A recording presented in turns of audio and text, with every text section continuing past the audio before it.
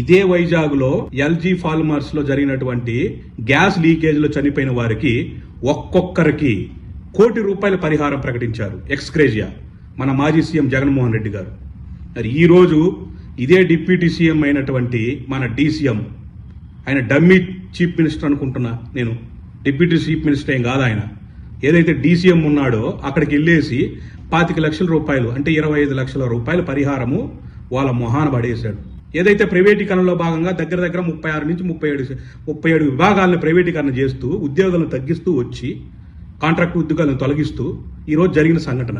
దయచేసి ఇప్పుడు కన్నా ప్రజలు గమనించండి, ఈ డమ్మీ నాయకులకి అక్కడ ఉన్నటువంటి డైనమిక్ నాయకుడికి దమ్మున్న నాయకుడికి తేడా, జగన్మోహన్ రెడ్డి గారికి ఈ చవట దద్దమ్మల ప్రభుత్వానికి ఉన్న తేడా.